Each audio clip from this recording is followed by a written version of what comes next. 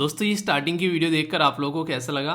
ये लगा कि नहीं कि हमारे देश की जो सिक्योरिटी फोर्स है कितने शानदार तरीके से होली एंजॉय कर रही है।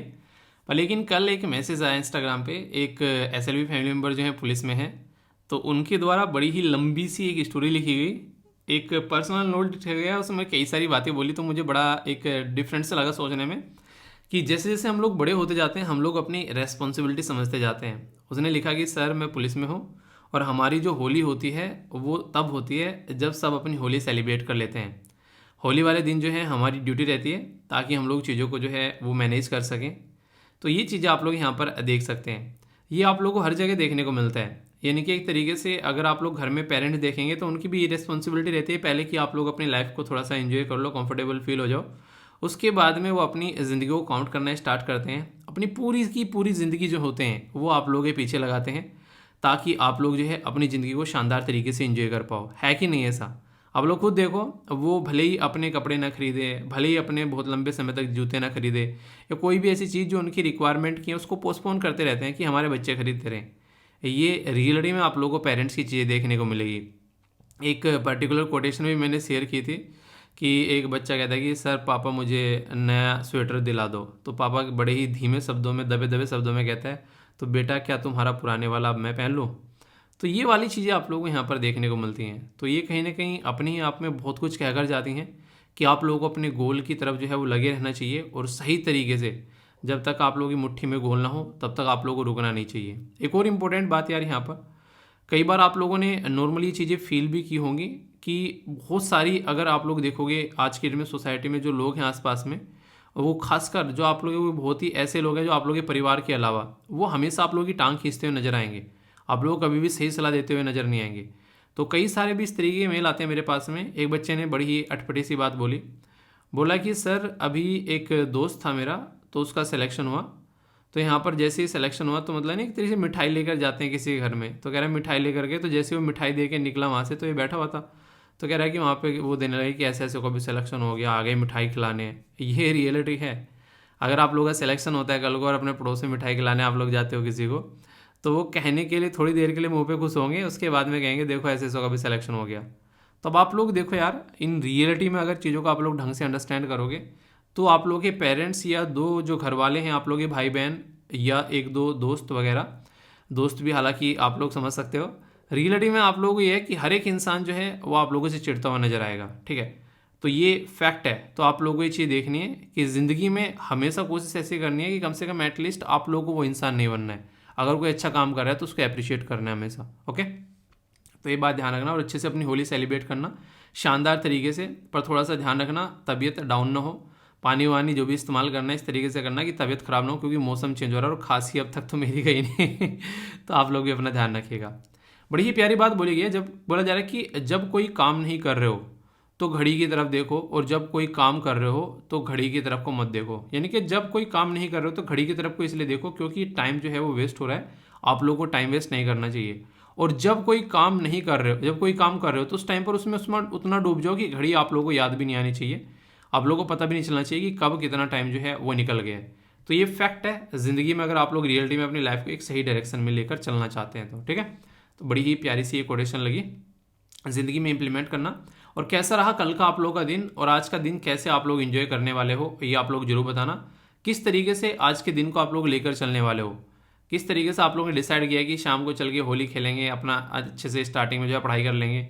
तो इस तरीके से कुछ अपना पैटर्न बनाना। ठीक है, बाकी इंपॉर्टेंट डे देखें यहाँ पर, काफ़ी कुछ आज इंपॉर्टेंट डे हैं जो कि आप लोगों के लिए काफ़ी इंपॉर्टेंट है। जैसे बात की जा रही है सबसे पहले इंटरनेशनल वुमेंस डे के बारे में। हमारे देश में नेशनल वुमेंस डे जो है वो किस दिन सेलिब्रेट किया जाता है और किस इंपॉर्टेंट पर्सनैलिटी से रिलेटेड है, ये आप लोगों को बताना है। तो देखता हूँ कौन कौन यहाँ पर बताता है। तो इंटरनेशनल वुमेंस डे जो है वो 8 मार्च को सेलिब्रेट किया जाता है, और यहाँ पर ये बेसिकली फोकस करता है कि कैसे culture, political, socio economic achievement जो है वुमेन के, वो सामने निकाल कर लेकर जाए जाए। आज की डेट में आप लोगों को खैर बहुत सारी महिलाएं, लड़कियां, औरतें देखने को मिल जाएंगी जो बहुत अच्छा काम कर रही हैं। इवन आप लोगों ने अभी देखा यहाँ पर हमारे देश के अंदर में WPL चल रहा है। ठीक है, तो ये भी एक काफ़ी अप्रिशिएट करने वाली बात है। आप लोगों ने देखा आर्मी में भी हर जगह आज के डेट में जो लड़कियों को अलाउ किया जा रहा है अच्छे से, तो ये अच्छी चीज़ चल रही है। पर लेकिन ये चीज़ें इतनी आसान नहीं थी इनके लिए। जो चीज़ें नॉर्मल तरीके से लोगों को मिल जाती है, इनको वो लड़कर लेनी पड़ती है। तो ये दिक्कत है। तो उसको कहीं ना कहीं इतना सही बनाना ताकि सब जो है उसको अप्रिशिएट करें और सबको साथ में लेकर चलें। तो थीम है यहाँ पर किसके बारे में बात की जा रही है यहाँ पर बेसिकली, तो डिजिटल इनोवेशन एंड जो टेक्नोलॉजी फॉर जेंडर इक्वेलिटी। तो यहाँ पर जो ये ओल लिखा हुआ है एक तरीके से, ठीक है, तो DIGITALL, तो ये बेसिकली डिजिटल इस तरीके से बनाया गया है ताकि आप लोग जो है जो डिजिटल जो चीज़ें होती है ना, से यहाँ पर भी मैं लेक्चर ले रहा हूँ तो यहाँ पर कोई भेदभाव नहीं है कि मेरे सामने लड़के बैठे हुए हैं लड़कियाँ बैठी हुई हैं, तो यहाँ पर सबको एक साथ में लेकर चला जाता है। किसी के ऊपर कोई ऐसा प्रेशर नहीं है कि आप लोग जो है लेक्चर को जो है एक तरीके से ना कि आप लोग लेक्चर को इसी टाइम देखना है बाद में नहीं देख सकते हैं, ठीक है, या फिर लेक्चर को इसी स्पीड में देखना है इसी स्पीड में देख सकते हैं, या फिर लेक्चर को कट कर नहीं देख सकते हैं। तो सारी चीज़ें आप लोग के हाथ में कंप्लीटली, तो ये चीज़ें आप लोग यहाँ पर समझ सकते हैं। तो डिजिटल जो चीज़ें होती हैं वो जेंडर जो बायसनेस है उससे थोड़ी सी ऊपर उठ जाती हैं। तो ये है, हालांकि चैट GPT जो है वो यहाँ पर कई बार जेंडर बायसनेस जो है वो दिखाता हुआ पाया जाता है। क्यों? क्योंकि हमारे जैसे लोगों ने उसके अंदर चीज़ें फूंक रखी हैं, बहुत सारी भर रखी है, तो इसलिए वो यहाँ पर ऐसी हरकतें करते पाए जाते हैं, ठीक है। तो ये आप लोग समझ सकते हैं। बाकी नो स्मोकिंग डे भी है यहाँ पर, 8 मार्च को यहाँ पर सेलिब्रेट किया जाता है। 8 मार्च को सेलिब्रेट किया जा रहा है, वैसे सेकेंड वेडनेसडे होता है जो मार्च का, ताकि जो स्मोकर अगर कोई चाहता है क्विट करना उसकी हेल्प की जा सके। बहुत सारे लोग हैं ऐसे जो कि एक तरीके से चाहते हैं उसको क्विट करना अभी यहाँ पर लेकिन बहुत सारे नहीं कर पाते हैं, तो उनको कुछ हेल्प लगेगी, तो वो हेल्प की बात की जा रही है। और बात की जा रही है क्विट एंड विन। ये आसान नहीं होता है कोई भी लत लग जाना। आप लोगों की अगर कोई लत है और वो लत जो है 4-5 साल 10 साल 12 साल की है, उसको इमीडिएटली छोड़ देना ये आसान काम नहीं होता है बिल्कुल भी। अगर इसको छोड़ना चाहते हो तो एक प्रोसीजर में अपने आप को लेकर आओ, पहले बहुत ही माइन्यूट सा डिफरेंस लाओ, फिर ज़्यादा है उस तरीके से। चाहे आंसर राइटिंग की बात कर लो, एक ही दिन में सोच रहे हो जाएगा, नहीं होएगा।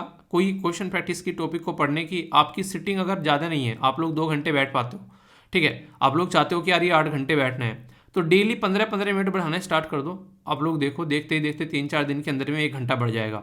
इससे आप लोगों को पता भी नहीं चलेगा कब बढ़ गई ये चीज़ें। तो ये तरीका होता है चीज़ों को हैंडल करने का। अगर ऐसे नहीं चलोगे तो बहुत सारी दिक्कत में आप लोग अपने आप को पाओगे। तो ये आप लोग ध्यान रखिएगा, हमेशा अपने आप को चेंज करना है तो एक पैटर्न में अपने आप को चेंज करना है ताकि चीज़ें सारी आप लोगों के हाथ में रहे, है कि नहीं। वरना अगर लगेगा कि आज ही चेंज कर दे सब कुछ, आज ही सब कुछ पढ़ दें, तो नहीं कहते मूंधे मुँह पढ़ेंगे, जैसे बुजुर्ग कहते हैं, कि कुछ नहीं कर पाओगे ढंग से, ठीक है। तो ये हमेशा ध्यान रखिएगा।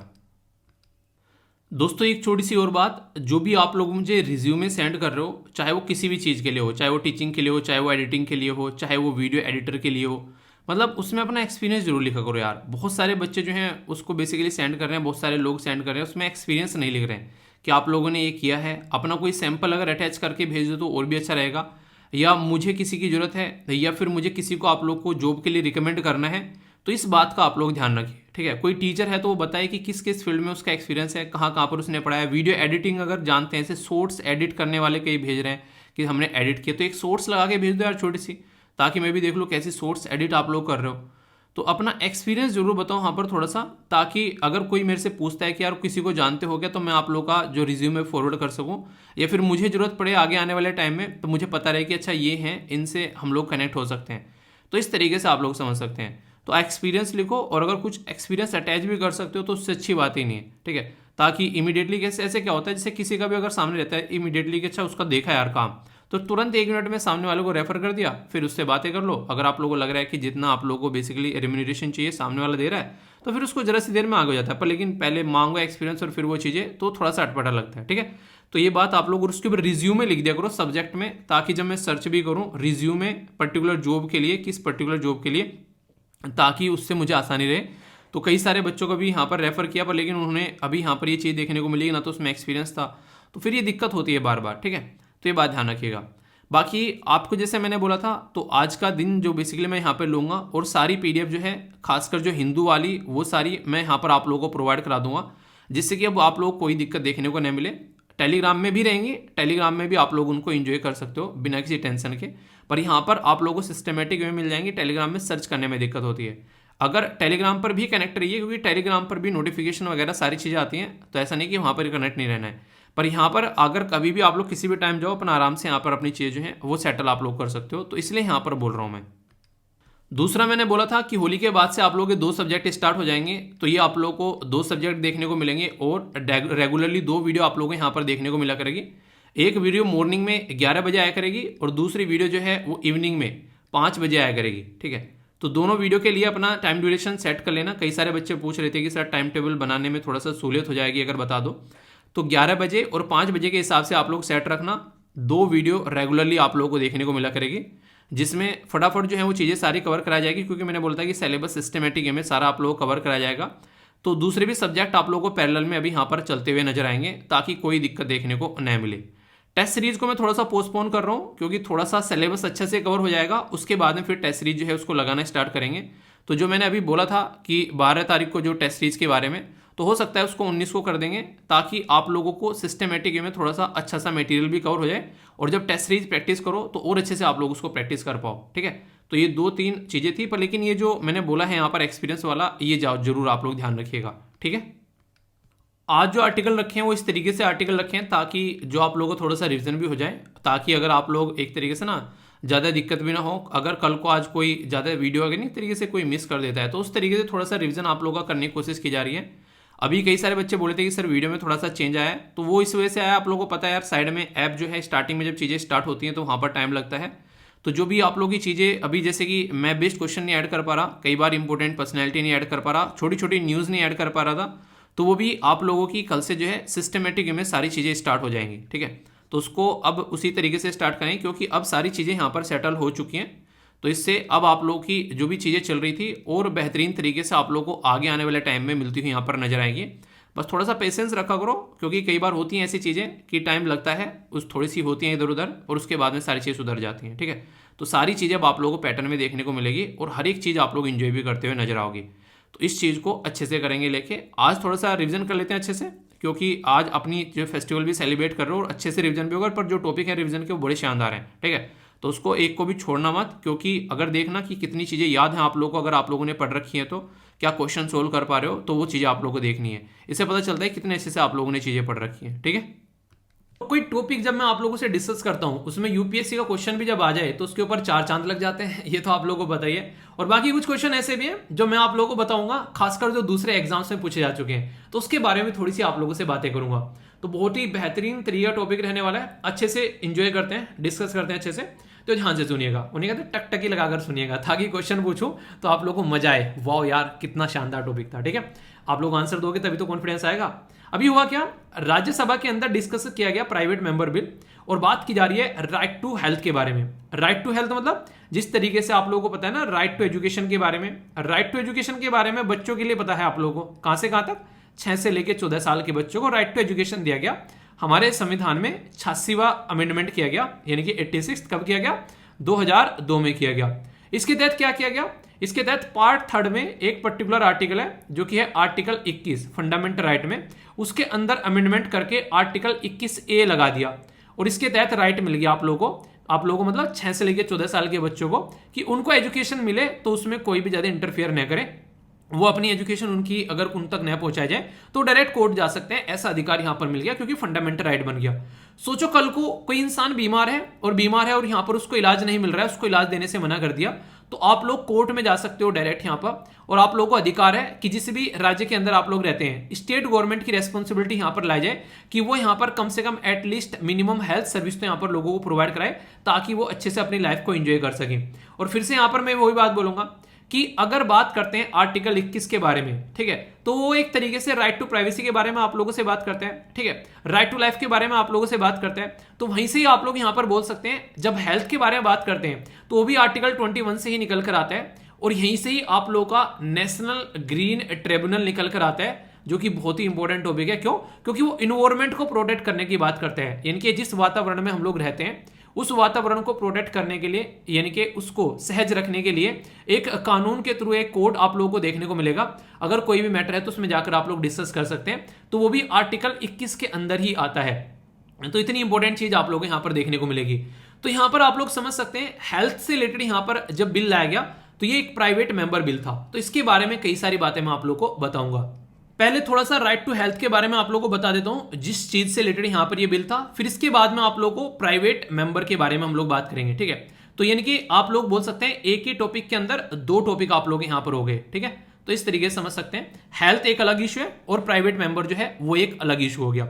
अब राइट टू हेल्थ जो है यहाँ पर वो हर एक इंसान को अधिकार है कि यार उसकी एक अच्छी हेल्थ होनी चाहिए। आप लोगों को भी अधिकार है, मुझे भी अधिकार है, हम लोगों को, और खासकर जिसको हम लोग गवर्नमेंट को चुनकर भेजते हैं, जिसके हाथ में हम लोग पावर देते हैं, उसकी रेस्पॉन्सिबिलिटी बनती है कि एक तरीके से हम लोग को एक ऐसा हेल्थ सिस्टम प्रोवाइड कराया जाए जिसमें हम लोग हष्ट पुष्ट रह सकें, अपनी लाइफ को एंजॉय कर सकें।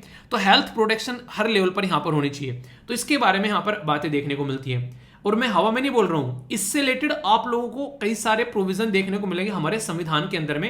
यानी कि संविधान निर्माता जब हमारा संविधान बना रहे थे तो उनको भी लगा कि हाँ यार लोगों के ऊपर फोकस देना पड़ेगा। उन्होंने तो काम किया ही किया, इवन इंटरनेशनल लेवल पर भी आप लोग अगर प्रोविजन देखोगे उनके द्वारा भी इसके ऊपर काम किया गया है। Universal declaration of human right जो कि 1948 में आए थे, उसका आर्टिकल 25 भी यहां पर इस बारे में बात करता है कि एक अच्छा स्टैंडर्ड होना चाहिए, लोगों की हेल्थ और वेलबींग के बारे में बात करता है। अभी मैंने आप लोगों को बोला आर्टिकल 21 जो है यहाँ पर ये राइट टू हेल्थ के बारे में बात करता है, लाइफ विद डिग्निटी के बारे में बात करता है, और इसी से आप लोगों की राइट टू प्राइवेसी भी निकल कर आती है। ये तो सारी बातें आप लोगों को पता है, कईयों बार मैं पढ़ा चुका हूं। अभी यहां पर directive principle of state policy के अंदर कई आर्टिकल है, आर्टिकल 38, आर्टिकल 39, आर्टिकल 42, आर्टिकल 43 और आर्टिकल 47। आर्टिकल 47 तो आप लोगों ने देखा होगा, ये मैंने कई बार डिस्कस किया है। अभी जो वीडियो मैंने रिसेंटली बनाई यहाँ पर जो हेल्थ वाली, खासकर जिसमें मैंने बात की, अभी आप लोगों से डिस्कस की थी, जिसमें कॉन्डोम से शराब बनाई जा रही थी, वो वाली जो वीडियो डिस्कस की थी, उसमें भी मैंने आप लोगों से आर्टिकल 47 के बारे में डिस्कस किया था। क्यों? क्योंकि ये एक स्टेट की रेस्पॉन्सिबिलिटी है कि आप लोगों की हेल्थ जो है वो सही रहनी चाहिए। ये उनको एज ए संविधान निर्माताओं ने ड्यूटी दी है कि आप लोगों को लोगों की हेल्थ के बारे में ध्यान रखना है। समझ रहे हैं आप लोग यहाँ पर? यानी कि संविधान निर्माता जानते थे इस बात को कि कल को चलकर यहाँ पर गवर्नमेंट जो है वो अपने मजे में एंजॉय कर सकती है, और हो सकता है कि लोगों की हेल्थ बर्बाद हो जाए। आप लोग बोलोगे यार संविधान निर्माताओं के दिमाग में ऐसी क्या बात आ गई कि उनको ये ऐसी ऐसी चीजें संविधान के अंदर लिखनी पड़ गई। उन्होंने अंग्रेजों को देखा था यार, अंग्रेजों ने हमारा खून चूसा है। ऐसी ऐसी बीमारियां हुई हैं अंग्रेजों के टाइम पर कि लाखों लाखों लोग जो हैं वो रातों रातों में निपट गए। ऐसी महामारियां हुई हैं उस टाइम पर। क्यों? क्योंकि अंग्रेजों को मतलब ही नहीं था ना हम लोगों की हेल्थ से। वो तो अपनी लाइफ को एंजॉय कर रहे थे, यहाँ से अपना खाना पीना निकाल रहे थे, रिसोर्स निकाल रहे थे और लाइफ को एंजॉय कर रहे थे। तो उस टाइम पर संविधान निर्माताओं को लगा कि यार अगर आने वाली गवर्नमेंट भी ऐसी होने लगी कल को चल के, जैसे अंग्रेज हो रखे हैं, उनको मन ना रहा कि कुछ करना है जनता के लिए, तो क्या होगा? तो उनके ऊपर कुछ ना कुछ तो प्रेशर होना चाहिए ना। तो ये directive principle of state policy उनको इसीलिए उनके गले में घंटी गाड़ी गई ताकि ये हिलती रहे, बजती रहे और उनको याद दिलाती रहे कि तुमको ये काम करने हैं। तो इस तरीके से आप लोग समझ सकते हैं। जब हालांकि आप लोगों को पता है कि पॉलिटिशियन जो है वो आज के डेट में ढीठ होते जा रहे हैं, फिर इसके चलते कई सारे केस निकल कर आते हैं। जैसे कि बात करें पश्चिम बंगाल, ये खेतियार मजदूर समिति केस आया 1996 में। तो इसमें भी कुछ ऐसी बातें बोली गई कि यार गवर्नमेंट का ऑब्लिगेशन है कि लोगों को कम से कम मेडिकल फैसिलिटी तो प्रोवाइड कराए। आप लोग ये सोचो, मान लीजिए एक पर्टिकुलर गांव के अंदर मैं रहता हूं, उस गांव के अंदर कोई हॉस्पिटल नहीं है, और सोचने के लिए अगर आप लोग सोच नहीं पा रहे हैं तो सीधा सीधा एक मूवी बता देता हूं, मांझी मूवी देखो, ठीक है? आप लोगों ने देखा होगा उस मूवी में क्या दिखाया गया। उनके घर के आसपास में कोई हॉस्पिटल ही नहीं था, उनको एक पहाड़ी के आसपास से गुजर कर जाना पड़ता था, इसीलिए तो उसको पहाड़ तोड़ना पड़ गया बंदे को। अगर वहां पर कोई हॉस्पिटल की फैसिलिटी होती तो उसकी वाइफ बच जाती, उसके पेट में बच्चा था वो भी बच जाता। तो ये कम से कम इंसान के आसपास वाले एरिया में फैसिलिटी तो हो, कम से कम आसपास वाले एरिया में, ताकि वो अपना इलाज करा सके। स्कूल तो हो आसपास वाले एरिया में ताकि बच्चा पढ़ने जा सके। अगर वहां पर फैसिलिटी नहीं है तो कैसे काम चलेगा? एक तो ये काफी इंपॉर्टेंट है कि आप लोगों को एटलीस्ट अवेलेबल करवाना चाहिए चीजें, ताकि इंसान जो है उसको वहां पर यूज कर सके। ऐसा ही एक केस और आप लोगों को देखने को मिलेगा यहाँ पर, ये भी आप लोग बोल सकते हैं यहाँ पर, ये है यहाँ पर परमानंद, ये परमानंद कटार वर्सेस यूनियन ऑफ इंडिया का केस था 1989। तो यहां पर ये दो ऐसे केस हैं, अगर राइट टू हेल्थ के बारे में कोई लिखने के लिए आप लोगों से पूछ ले, या तो ये तो ऐसे भी केस हैं कि मैं बोलूंगा आप लोगों से डायरेक्ट भी क्वेश्चन यहां से बन सकते हैं, तो इनके बारे में आप लोग जरूर याद रखिएगा। तो ये लाइफ प्रोटेक्शन के बारे में बात करते हैं कि अगर कोई भी हॉस्पिटल है या फिर कोई प्राइवेट कोई भी ऐसा प्रोफेशन अगर कोई कर रहा है तो अपनी सर्विस एक्सपर्टीज उसको प्रोवाइड करानी है ताकि लाइफ को प्रोटेक्ट किया जा सके।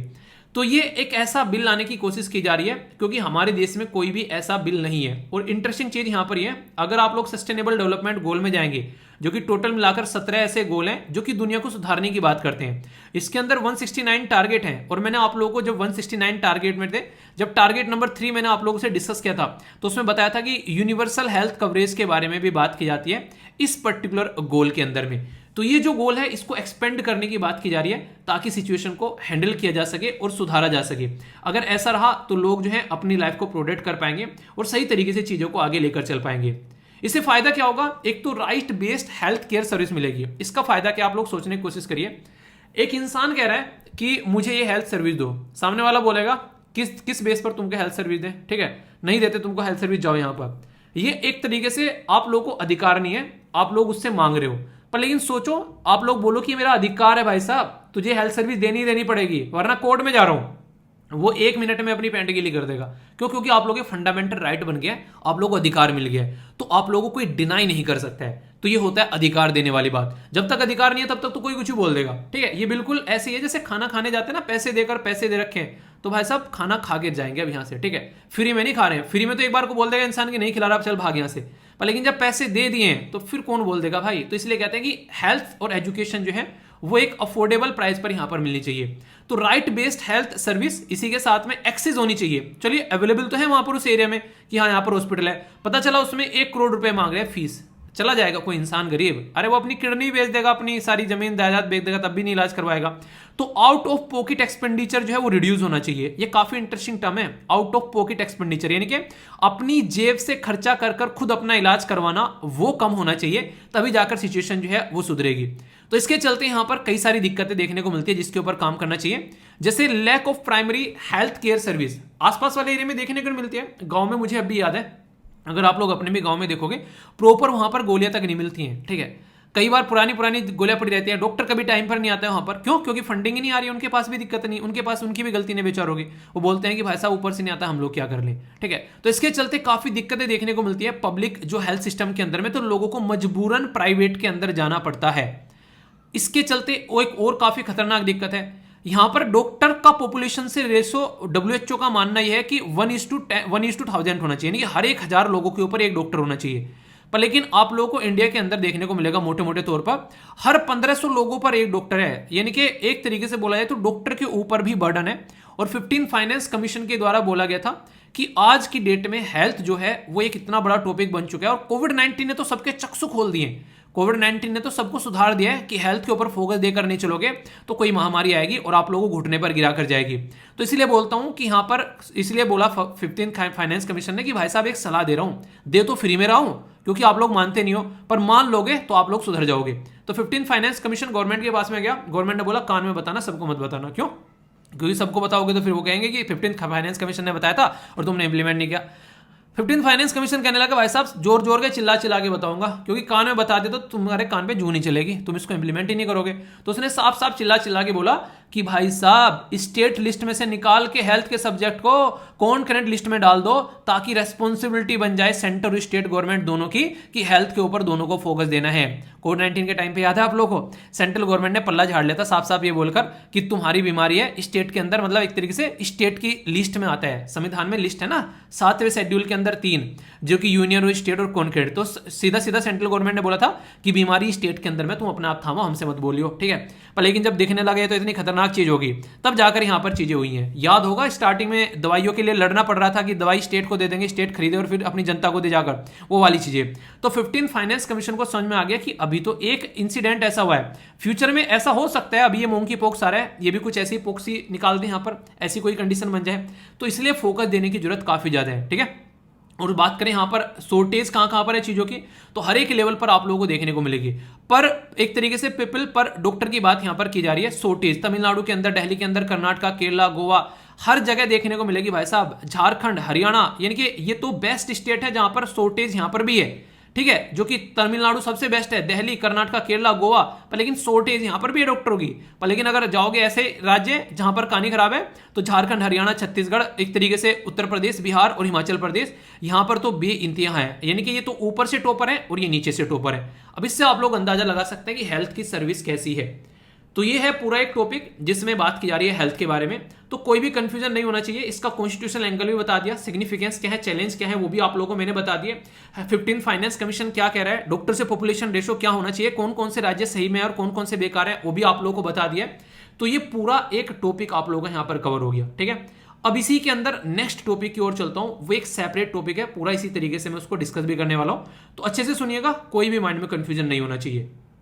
अभी मैंने जो आप लोगों से डिस्कस किया वो किया टॉपिक राइट टू हेल्थ के बारे में, ये बिल आ रहा था राज्यसभा के अंदर में। अभी जो टॉपिक डिस्कस करने जा रहा हूं वो है प्राइवेट मेंबर बिल के बारे में। तो इसकी हिस्ट्री निकालेंगे, सारी बातें इसके बारे में समझेंगे डिटेल में, एक एक पॉइंट आप लोगों से डिस्कस करूंगा, और एक बार चीजों को पढ़ लो, उस तरीके से पढ़ लो कि जिंदगी भर अब आप लोगों को फिर उसको पढ़ने की जरूरत ना पड़े। इस तरीके से टॉपिक को तैयार करके चलना है, ठीक है। वैसे ये टॉपिक ऐसा है जो पॉलिटी के अंदर मैंने काफ़ी शिद्दत से आप लोगों को पढ़ाया था। आप लोग पॉलिटी में जाकर भी इसको सर्च कर सकते हैं और यहाँ पर तो मैं आप लोगों को बताऊंगा ही बताऊंगा। ठीक है, बात करते हैं पब्लिक और प्राइवेट मेंबर बिल के बारे में। पब्लिक बिल के बारे में कईयों को ये कंफ्यूजन रहता है कि इसको तो गवर्नमेंट प्रस्तुत करती है पब्लिक बिल को, और प्राइवेट जो बिल रहता है इसको अपोजिशन वाले प्रस्तुत करते हैं। सबसे पहले तो यही जो आप लोगों का कंफ्यूजन है ना, इसको पहले डस्टबिन में डाल कर आओ।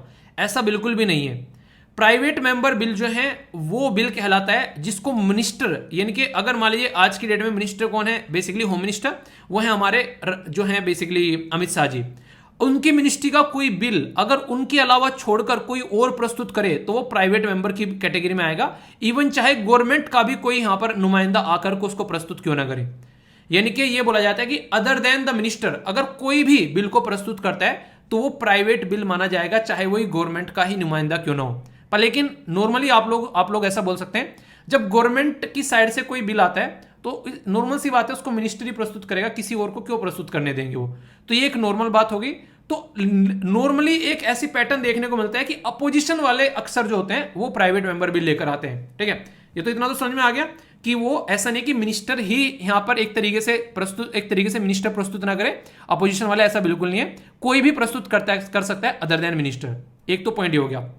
दूसरा, आखिर ये बिल लाया क्यों जाता है, आखिर यार इससे फायदे क्या हैं? फायदे इससे कई सारे हैं। गवर्नमेंट कई बार कई सारे मैटर्स के ऊपर फोकस नहीं करती है, यानी कि उनको ये लगता है कि ये फालतू की बातें चल रही हैं, इसके ऊपर फोकस देने की कोई जरूरत नहीं है। तो इसीलिए यहां पर बोला गया, जैसे हेल्थ का इशू मैंने डिस्कस किया आप लोगों से, हेल्थ में यहां पर गवर्नमेंट जो है वो फोकस ही नहीं कर रही है, तो इनको लग रहा है राइट टू हेल्थ होना चाहिए, तो ये प्राइवेट मेंबर बिल यहां पर लेकर आ गए ताकि गवर्नमेंट का उसके ऊपर फोकस दिया जा सके और उनको लगाया जा सके कि ये इसके ऊपर फोकस दो भाई साहब, ये जरूरी है। ठीक है, इसी के साथ में एक और इंपॉर्टेंट बात, कई बार गवर्नमेंट कोई बिल लेकर आती है उसके ऊपर प्रॉपर डिस्कशन नहीं होता है, तो एक हेल्दी डिस्कशन भी उस टॉपिक के ऊपर हो जाएगा, और जब डिस्कशन होगा तो उसके क्या क्या पॉजिटिव पॉइंट्स हैं, क्या क्या उसके नेगेटिव पॉइंट्स हैं, वो भी सबके सामने आ जाएंगे। और वो सबके सामने अगर एक बार को आगे, फिर आगे चलकर अगर कोई बिल आएगा तो वो पॉइंट्स जो है उसमें डिस्कस किया जा सकता है। अच्छा यार, प्राइवेट मेंबर तो इतना अच्छा आया था बिल लेके, तुमने तो यार इसका कचरा निकाल दिया, तो गवर्नमेंट के ऊपर एक प्रेशर बन जाता है कि आप लोग भी अच्छा बिल लेकर आओ। ठीक है, कुछ दाग अच्छे होते हैं, तो प्राइवेट मेंबर बिल जो है एक दाग होता है गवर्नमेंट के ऊपर, जो कि उनको साफ करना होता है एक अच्छा बिल लाकर, ऐसा आप लोग यहां पर बोल सकते हैं।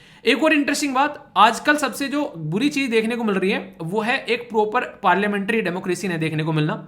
आप लोगों को देखने को मिलेगा, एक तो गवर्नमेंट अगर कोई अच्छा काम कर दे तो अपोजिशन वाले उसको अप्रिशिएट नहीं करेंगे, उसमें एक तरीके से लूप होल ढूंढ कर लेकर आएंगे। आप लोग बोलोगे सर गवर्नमेंट ये अपोजिशन का काम है, ऐसा बिल्कुल नहीं है। अगर कोई गवर्नमेंट अच्छा काम करे तो अपोजिशन को उसको अप्रिशिएट भी करना चाहिए। जैसे कि अगर बात करें, अगर कोई अच्छा काम कर दिया, ठीक है, तो उसके ऊपर अगर अपोजिशन अप्रिशिएट कर रही है तो कल को चलकर अगर सामने वाले लोग अपोजिशन में बैठेंगे तो वो भी अप्रिशिएट करेंगे। पर लेकिन हमारे देश में ऐसे पैटर्न है नहीं। हमारे देश में तो बाल की खाल उतारनी है, चाहे सामने वाला अच्छा करे चाहे बुरा करे। और इसी के साथ में अपोजिशन का नाम ही हमारी कंट्री में ऐसा हो गया कि नाम अपोजिशन है तो इसलिए अपोज कर रहे हैं हम लोग, ऐसा मान लिया है, जबकि ऐसा होता नहीं है। एक हेल्दी डेमोक्रेसी बनाने का काम होता है अपोजिशन का, तो वो यहां पर हमारी कंट्री में प्रमोट होता हुआ नजर आएगा अगर इस चीज को इस तरीके से लेकर चला जाएगा। तो ये काफी इंपॉर्टेंट है। सर ये तो बात सही है, चलो समझ में आ रही है। ये बताओ आज तक क्या कोई प्राइवेट मेंबर बिल लाया गया है? अगर लाया गया है तो क्या यहां पर किसके बारे में कुछ बातें हमको बताओ, वही मैं आप लोगों को बताने जा रहा हूं। थोड़ा ध्यान से सुनिएगा, आप लोग इसको सुनकर इंजॉय करोगे थोड़ा सा। ठीक है, सबसे पहले बात करें, अगर कोई प्राइवेट मेंबर बिल के बारे में बात करें तो यहां पर पहला द मुस्लिम, ये है बेसिकली वक्फ बिल 1952 में लाया गया था। ठीक है, लोकसभा के अंदर में ये 1952 में लाया गया और इसको एसेंट भी मिल गया। ये बात आप लोगों को थोड़ी सरप्राइज लगेगी। ठीक है, तो सैयद मोहम्मद अहमद जो कासमी है, इनके द्वारा ये बिल लाया गया था, जो कि यहां पर पास भी हो गया। अगर आप लोग मोटे मोटे तौर पर देखोगे तो जितने भी प्राइवेट मेंबर बिल आए हैं यहां पर, उनको यहां पर पास कर दिया गया है। कब? जब यहां पर हमारे देश में वो लोग गवर्नमेंट चला रहे थे जो नए नए देश को आजाद करके लेकर आए थे, या फिर मैं बोल सकता हूं कि पंडित जवाहरलाल नेहरू जी की जब तक गवर्नमेंट चल रही थी, लगभग तब तक यहां पर चीजें जो हैं वो आप लोगों को क्लियर होती नजर आ रही थी। उसके बाद में क्या हुआ? उसके बाद में देश के अंदर में बहुत बड़ी दरारें पड़ना स्टार्ट हो गई। मतलब पहले तो ऐसा होता था कि जो पार्टी सेंटर के अंदर में है वही पार्टी जो है वो स्टेट के अंदर में है, तो सारी चीजें ठीक ठीक चल रही थी। और आप लोगों ने एक बात सुनी होगी, अगर कोई इंसान ना किसी चीज की कीमत चुकाता है, वो इंसान ना जो कीमत चुकाकर आ रहा होता है उसको उसकी वैल्यू पता होता है। ठीक है, यानी कि अगर मैं आप लोगों को बोलूं, आप लोगों को आज के डेट में अपने माँ बाप की जो मेहनत है उसकी कीमत समझनी है, तो आप लोग फिलहाल हो सकता है कि उसको इग्नोर कर दे, पर लेकिन जिस दिन आप लोग उनकी पोजीशन पर आ जाएंगे उस दिन आप लोगों के मन में उनकी रेस्पेक्ट बढ़ जाएगी कि हाँ यार क्या क्या किया है उन्होंने हमारे लिए। तो वही बात है यहाँ पर। तो क्या करना है आप लोगों को एक तरीके से कीमत समझनी है तो कीमत यहां पर उनको आजादी के लिए लड़कर उनको आजादी मिली थी, तब जाकर यहां पर वो देश के अंदर अपनी अपनी पोस्ट पर आकर बैठे थे। तो उनको कीमत पता थी अपनी आजादी की, कीमत पता थी उनको उस पार्लियामेंट की जिसके अंदर हर एक मेंबर की एक अहमियत थी। तो वहां पर एक हेल्दी डेमोक्रेसी हुआ करती थी, इसलिए प्राइवेट मेंबर बिल भी जो थे वो अक्सर यहां पर आप लोगों को पास होते हुए नजर आते थे। ठीक है, इस तरीके से आप लोग यहां पर बोल सकते हो। तो यानी कि हर एक इंसान जो है वो अपनी बातें रखता था, पर आज की डेट में ये पॉसिबल नहीं होगा और उसके बाद में आप लोगों को देखने को नहीं मिलेगा। ठीक है, ऐसा नहीं है इसके बाद में प्राइवेट मेंबर बिल नहीं आए, पर लेकिन पास नहीं हो पाए। एक और इंटरेस्टिंग बात जो कि आप लोगों से एग्जाम में क्वेश्चन के फॉर्म में भी पूछी जा सकती है, आज तक ओनली 14 प्राइवेट मेंबर बिल जो है वो पार्लियामेंट के द्वारा पास किए गए, जिनकी लिस्ट मैंने आप लोगों को सामने रख दी। यहां पर इनको आप लोग थोड़ा सा एक बार नजरों में को निकाल लेना, क्योंकि कई बार हो सकता है क्वेश्चन इनसे पूछ ले जाते हैं। क्योंकि ये सारे वो इशू थे जो कि अच्छे इशू थे, जिसमें सोसाइटी में बात करनी चाहिए जिनके बारे में, वो वाले इशू आप लोगों को देखने को मिलेंगे। तो ये यहां पर पास हो गए।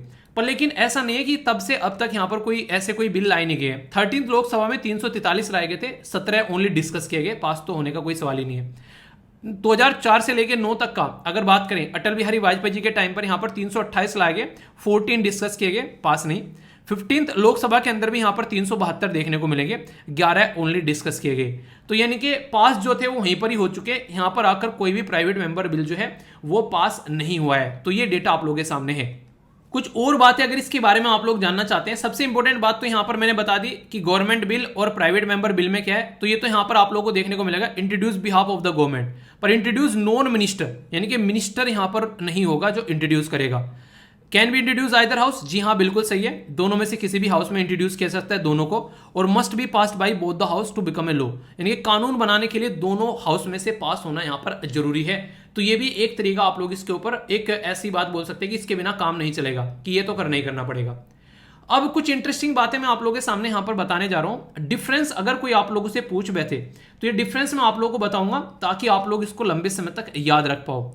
तो बोला जा रहा है कि अभी आप लोगों ने देखा यहां पर मिनिस्टर रहेगा पब्लिक वाले में, और यहां पर नॉन मिनिस्टर आप लोगों को देखने को मिलेगा। ठीक है, इसके बारे में बात करें तो रूलिंग पार्टी का रहता है और ये अक्सर अपोजिशन पार्टी का है। ठीक है, ऐसा नहीं कि यहां पर एक तरीके से, और ये ऐसा नहीं कि ये गवर्नमेंट वाले नहीं इंट्रोड्यूस कर सकता, कोई कर सकता है, पर लेकिन उसमें कोई अलाउ ही क्यों करेगा उसको। ठीक है, अपनी बेइज्जती कौन करवाएगा। ठीक है, ग्रेटर चांस होता है अप्रूव होने का, क्योंकि गवर्नमेंट कर रही है और गवर्नमेंट मेजोरिटी में होती है। बहुत ही कम चांस है, इसीलिए 14 जो पास हुए गए वो तभी पास हो गए जब भाईचारा हुआ करता था। अब कोई किसी ने पास यहां पर नहीं किया गया। ठीक है, तो ये देखने को मिलेगा। इसका रिजेक्शन अगर आप लोगों को देखने को मिलेगा, ठीक है, तो इसका मतलब ये कि गवर्नमेंट को रेजिग्नेशन देना पड़ेगा। क्यों?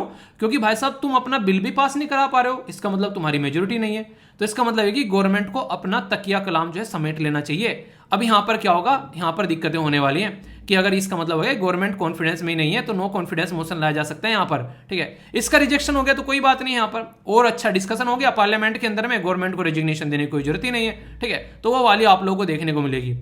इसी के चलते अगर बात करें यहां पर, ये इंट्रोड्यूस किया जाता है हाउस रिक्वायर एक 7 days नोटिस। जब एक तरीके से अगर इसको इंट्रोड्यूस करना है आप लोगों को, ठीक है, तो यहां पर 7 दिन का नोटिस देना पड़ता है कि भाई साहब हम इसको लेकर आ रहे हैं, क्योंकि लोगों को उसके लिए तैयार होना पड़ता है। बिल अगर कोई आ रहा है ना पार्लियामेंट के अंदर में, तो पूरे देश के अंदर में वो इंप्लीमेंट किया जाएगा और बहुत सारे चेंजेस आप लोगों को देखने को मिलेंगे। तो इसलिए यहां पर ये काफी ज्यादा इंपॉर्टेंस रखता है। ठीक है, ये ड्राफ्ट किया जाता है डिपार्टमेंट के द्वारा, अलग अलग लेवल पर इसको कंसल्ट किया जाता है। ये जो है इसके लिए 1 महीने का नोटिस देना पड़ेगा पहले कि हाँ ऐसा कुछ हम लोग करने जा रहे हैं। ठीक है, और इसके लिए कोई भी अगर जो ड्राफ्ट करेगा वो रेस्पॉन्सिबल जो मेंबर होगा वो यहां पर इसको तैयार करेगा, जबकि यहां पर तो गवर्नमेंट के सारे डिपार्टमेंट होंगे वो यहां पर इसको तैयार करते हुए नजर आएंगे। एक और छोटी सी बात बता दूं जो आप लोग स्टार लगाकर लिख सकते हैं, प्राइवेट मेंबर बिल जो है वो फ्राइडे में ही इंट्रोड्यूस किया जाता है। ठीक है, इसके लिए कोई दिन नहीं है, 7 दिन पहले का नोटिस देकर कभी भी इंट्रोड्यूस कर सकते हो। 1 महीने का नोटिस देकर ओनली फ्राइडे को ही इंट्रोड्यूस करेंगे, इसके लिए ज्यादा पावर नहीं है, क्योंकि ये काम एक्चुअल में गवर्नमेंट का है। ठीक है, कोई और कर रहा है तो उसके लिए बस 1 दिन अलॉट किया गया कि भाई साहब 20 दिन आना, और तुम्हारे अंदर जितनी तनातनी चल रही है, अपने दिमाग में जो भी आपके गुब्बारे फूट रहे हैं, उनको आकर अपने बुलबुलों को शांत कर लेना और यहाँ पर अपना जो भी है उसको रखकर डिस्कस करके चले जाना। ये ऐसी चीज आप लोगों को देखने को मिलेगी। तो ये है पूरा टॉपिक, एक पूरा प्राइवेट मेंबर बिल के बारे में। तो ये टॉपिक नंबर 2 आप लोगों का पूरा कवर हो गया इस पर्टिकुलर चीज से रिलेटेड। कोई कंफ्यूजन माइंड में नहीं होना चाहिए। मैं गारंटी देता हूं इस क्वेश्चन को जो यूपीएससी में 2007 में पूछा गया, चाहे आप लोग यूपीएससी की तैयारी कर रहे हो चाहे ना कर रहे हो, अब आप लोग इस क्वेश्चन का आंसर दे दोगे। प्रैक्टिस करके देखो, वीडियो को पॉज कर क्वेश्चन का आंसर आप लोग दे पा रहे हो या नहीं दे पा रहे हो। इससे आप लोगों को समझ में आ जाएगा कि हम लोग टॉपिक को कितने बेहतरीन तरीके से तैयार कर रहे हैं।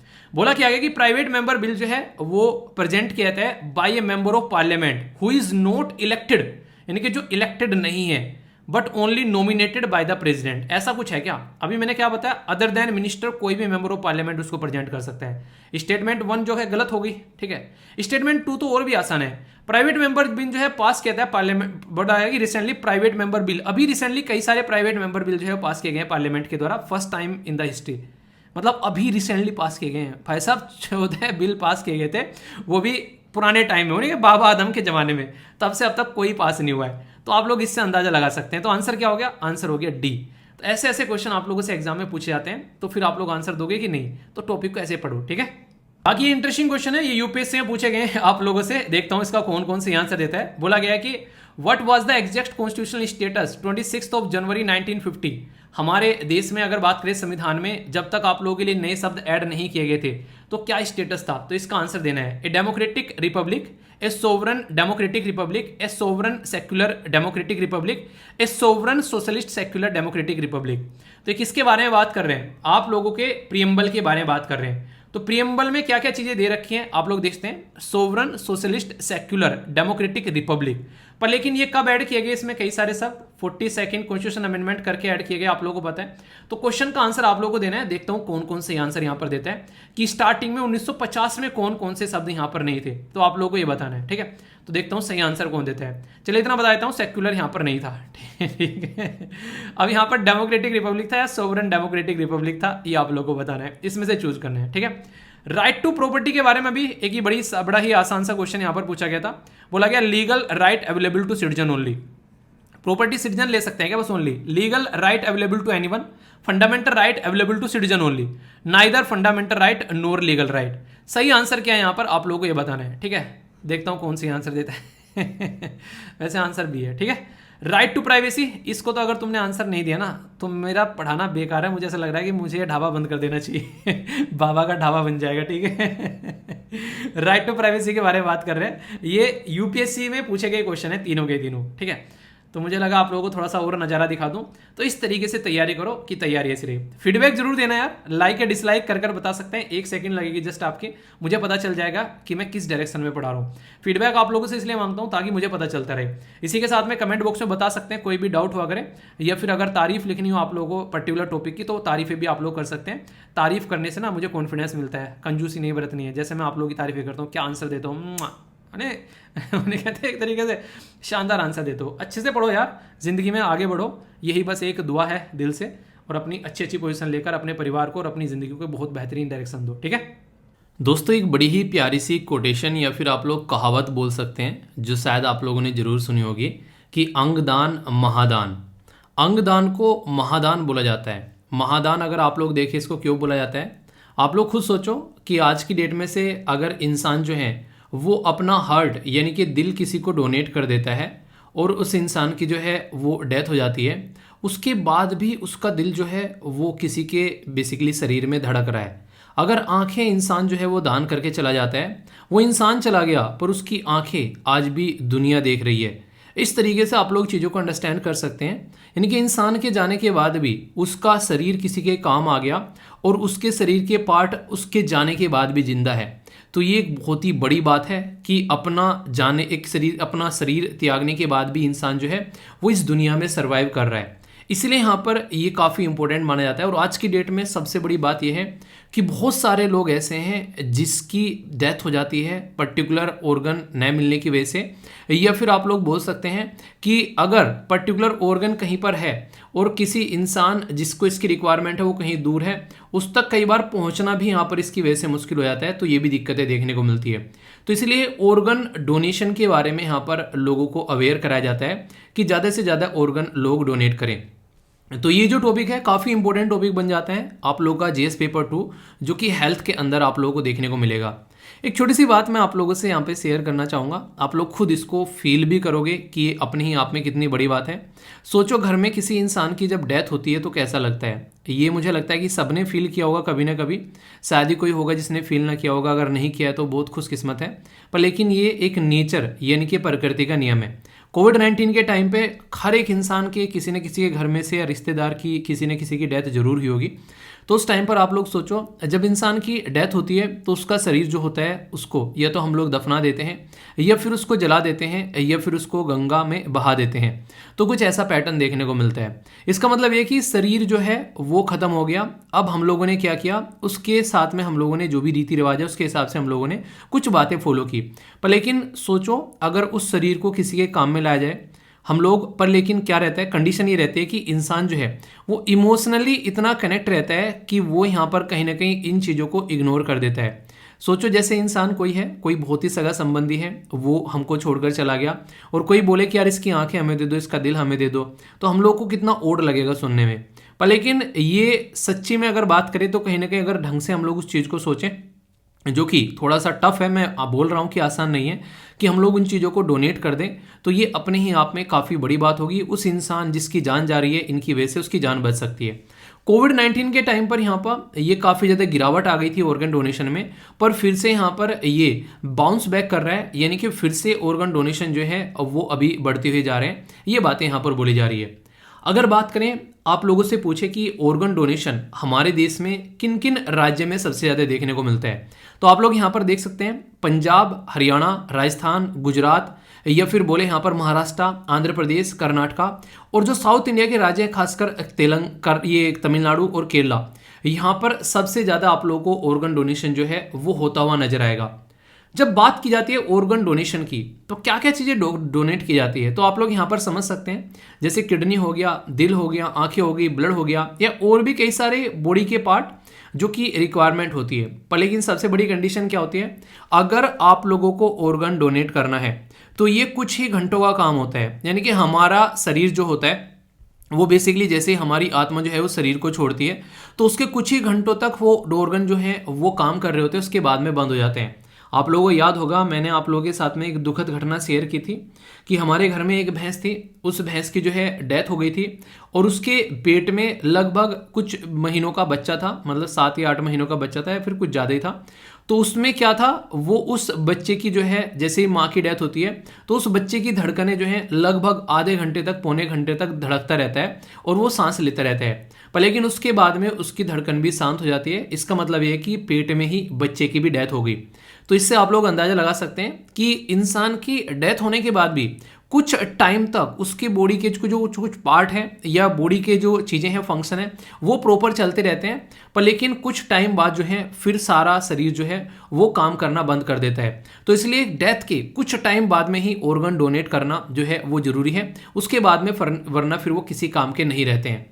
ऑर्गन डोनेशन के बारे में तो आप लोगों से बात कर ली, पर लेकिन आप में से कितने ऐसे इसलिए फैमिली मेंबर हैं जिसने कभी ना कभी ब्लड तो डोनेट किया है? ऐसे भी हैं क्या ब्लड भी डोनेट नहीं किया आज तक? ऐसा है कोई? अगर है तो ये इस चीज़ को एक बार आप लोग जरूर कीजिए कम से कम ज़िंदगी में। इसको आप लोग कम से कम अपने बर्थडे पर या फिर जैसे कि न्यू ईयर आता है उस पर, या फिर कोई घर में खुशी आती है, कोई सिलेक्शन होता है, किसी भी टाइम पर आप लोग यहाँ पर इसको अपनी ज़िंदगी में एक बार जरूर ब्लड को डोनेट करके देखिए। और इसके साथ में आप लोग इसको कोशिश कर सकते हैं कि साल में 2 बार एटलीस्ट ब्लड डोनेट कर सकते हैं, और अगर 2 बार नहीं तो साल में 1 बार तो कम से कम ब्लड डोनेट करना आप लोग अपनी ज़िंदगी का पार्ट बना सकते हैं। अगर बात की जाए, ब्लड भी ऐसी एक रिक्वायरमेंट है जो कि बहुत सारे लोगों की फुलफिल नहीं हो पाती है। और इसमें मैंने आप लोगों से शेयर की थी कि मेरे फ्रेंड क्या बेसिकली मेरे ताऊ जी के लड़के थे, जैसे कि कुनबे में नहीं होते हैं वैसे थे। कैंसर की वजह से उनकी डेथ हुई थी। जो सबसे करीबी किसी को मैंने मरते हुए देखा था कैंसर की वजह से, मैं उस टाइम पर जब भी हॉस्पिटल में जाता था तो झकझोर जाता था मेरा दिमाग, क्योंकि कुछ कुछ घंटों के अंदर ही वहाँ पर किसी न किसी के रोने की आवाज़ आती थी। और दिल्ली के अंदर हॉस्पिटल था और वहाँ पर बहुत ही बुरी कंडीशन थी। यानी कि ज़िंदगी में अगर लगता है ना डिप्रेशन हो रहा है, तो कभी देखो ऐसे हॉस्पिटल में जाकर जहाँ जरा जरा सी देर में इंसानों की डेथ हो रही है, तो आप लोगों को समझ में आ जाएगा कि आप लोगों से भी ज़्यादा प्रॉब्लम जो है वो दुनिया में है। तो आप लोग इन चीज़ों को अंडरस्टैंड कर सकते हैं। तो उस टाइम पर मैंने ब्लड की कीमत समझी। उस टाइम पर बहुत सारे लोगों की खुशामद करी, क्योंकि उसकी बॉडी का जो ब्लड है वो काफ़ी एक तरीके से नहीं कई सारे दिनों के अंदर, यानी कि एक हफ्ते के अंदर चेंज करना होता था। और जैसे ही बॉडी के अंदर ब्लड जाता था तो उसका चेहरा बिल्कुल खिल उठता था, उसकी बिल्कुल स्किन जो होती है वो हरी भरी हो जाती थी। पर लेकिन जैसे ही वीकेंड जाता था तो वीक आते आते एंड का, तो उसकी बॉडी जो है बिल्कुल सिकुड़ जाती थी और ऐसा लगता था जैसे शरीर के अंदर कुछ है नहीं, मतलब देखने में भी इतना ओड लगता था जिसकी कुछ हद नहीं है। तो सारे एक्सपीरियंस मैंने फील किए हैं, इसलिए ये सारी चीज़ें मैं आप लोगों को बता पा रहा हूँ कि इन चीज़ों की इंपॉर्टेंस क्या होती है। ऑर्गन डोनेशन हमारे देश में ज़्यादा अवेयरनेस के पॉइंट ऑफ व्यू से देखा जाए तो इतना लोग जो है इसमें पार्टिसिपेट नहीं करते हैं, पर फिर भी 2013 से लेके अगर 2017 या फिर इसके आगे आप लोग बात करेंगे, 2020 में थोड़ा डिप हुआ, पर लेकिन 2021 में फिर से चीज़ें जो हैं वो पैटर्न में आ रही हैं, यानी कि लोग जो हैं वो अवेयर हो रहे हैं और आज की डेट में लोग जो हैं वो ऑर्गन डोनेट भी कर रहे हैं। तो ये काफ़ी एक अच्छी बात आप लोग यहाँ पर बोल सकते हैं। इसीलिए दुनिया भर के प्रोग्राम चलाए जाते हैं ऑर्गन डोनेशन के नाम पर, ताकि ज़्यादा से ज़्यादा लोग जो हैं वो ऑर्गन डोनेट कर सके। पर सबसे बड़ी बात यहाँ पर यह है, अगर बात करें हमारे देश के अंदर में टोटल कितनी पॉपुलेशन जो है वो ऑर्गन डोनेट करती है, आप लोगों को ये जानकर हैरानी होगी कि टोटल अगर 1 मिलियन का मतलब होता है कितना, ये होता है 10 लाख, यानी कि 10 लाख लोगों में से अगर बात की जाए ओनली 0.52 मिलियन लोग ही जो हैं वो आप लोगों को यहाँ पर ऑर्गन डोनेट करते हुए नजर आएंगे। यानी कि ये रेट मैं आप लोगों को बता रहा हूँ, तो यानी कि काफ़ी कम है अगर देखा जाए इसको। अगर आप लोग चेक करोगे सबसे ज़्यादा ऑर्गन डोनेट करने में दुनिया में कौन सी कंट्री है, अगर ये आप लोगों से कोई पूछे कि दुनिया में सबसे ज़्यादा ऑर्गन डोनेट कहाँ पर होते हैं, तो ये तो मैंने अपने देश के बारे में आप लोगों को बता दिया। सबसे ज़्यादा ऑर्गन डोनेशन दुनिया में आप लोगों को देखने को मिलते हैं स्पेन के अंदर में। स्पेन के साथ में पोर्चुगल यानी कि पुर्तगाल जुड़ा होता है, यहाँ पर सबसे ज़्यादा ऑर्गन डोनेशन किया जाता है। यानी कि मोटे मोटे तौर पर बोलूँ तो जैसे 1 मिलियन में हम लोगों ने कितना देखा अपने देश के अंदर में, 1 मिलियन भी, यानी कि पूरा 1 मिलियन के उसमें आप लोगों ने बोली यहाँ पर 10 लाख हो गए, तो हमारे देश में अगर आप लोग देखोगे तो हम लोग 0.5 समथिंग पर हम लोग यहाँ पर नजर आ रहे हैं। जबकि अगर बात करेंगे यहाँ पर आप लोगों को नजर आएगा, अगर बात करें बेसिकली स्पेन के अंदर में, तो उनकी पॉपुलेशन का बहुत बड़ा पोर्शन, यानी कि हाईएस्ट वर्ल्ड में बोला है तो यहाँ पर आप लोग बोल सकते हैं कि बहुत बड़ा पोर्शन उनकी पॉपुलेशन का जो है वो ऑर्गन डोनेट करता है। तो बोला जा रहा है कि 49.6 पर मिलियन, आप लोग समझ रहे हैं यहाँ पर, यानी कि आधे से ज़्यादा मिलियन लोग जो हैं, यानी कि 5 लाख से भी लगभग बराबर लोग जो हैं वो ऑर्गन डोनेट यहाँ पर करते हुए आप लोगों को नजर आते हैं। तो ये आप लोग यहाँ पर समझ सकते हैं। तो यानी कि एक तरीके से आप लोग बोल सकते हैं कि यहाँ पर लोग जो हैं इस मुद्दे को लेकर कितने ज़्यादा जागरूक हैं, जो कि यहाँ पर इसको ऑप्ट करते हैं ऑर्गन डोनेशन को। ऑर्गन डोनेशन जो है वो आज की डेट में चीज़ें बढ़ रही हैं क्योंकि लोग अवेयर हो रहे हैं, इसका फ़ायदा समझ रहे हैं कि किस तरीके से हम लोग यहाँ पर काम कर सकते हैं।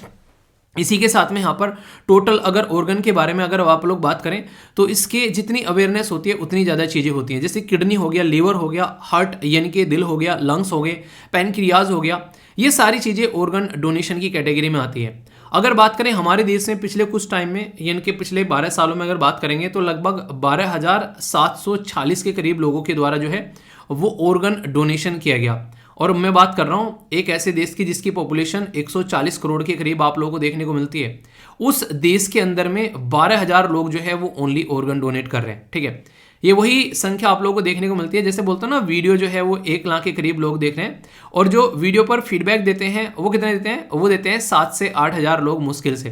तो यहाँ से आप लोग अंदाजा लगा सकते हैं कि लोग जो हैं बहुत सारी चीज़ों में इंटरेस्टेड ही नहीं रहते हैं, उसमें कोई फीडबैक देने में कोई ज़्यादा बड़ी बात नहीं होती है, लाइक करना पड़ता है एक छोटा सा, और उसमें 1 सेकंड भी नहीं लगती है। तो सोचो 1 लाख लोग अगर वीडियो देख रहे हैं तो उसमें 10,000 लोग भी जो हैं वो फीडबैक नहीं दे रहे हैं, और वो भी फीडबैक जो 1 सेकंड का होगा। तो सोचो जब यहाँ पर ऑर्गन डोनेशन की बात आएगी तो प्रॉपर फॉर्म भरना पड़ेगा, डॉक्टर के पास में जाना पड़ेगा, फिर ऑर्गन डोनेट करना पड़ेगा, एक तरीके से नहीं, एक तरीके से पूरा प्रोसीजर यहाँ पर देखने को मिलता है। ऑर्गन तो डोनेट हालांकि डेथ के बाद ही होता है इंसान के जाता है जो, या फिर आप लोग बोले यहाँ पर अभी आप लोगों ने देखा होगा रिसेंटली लालू प्रसाद यादव जी की जो बेटी है उन्होंने अपने जो फादर साहब के लिए ऑर्गन डोनेशन किया, तो ये आप लोग यहाँ पर समझ सकते हैं। तो ये प्रक्रिया जो है एक अवेयरनेस फैलाने वाली प्रक्रिया है, तब जाकर चीज़ें यहाँ पर आप लोगों को देखने को मिलती है।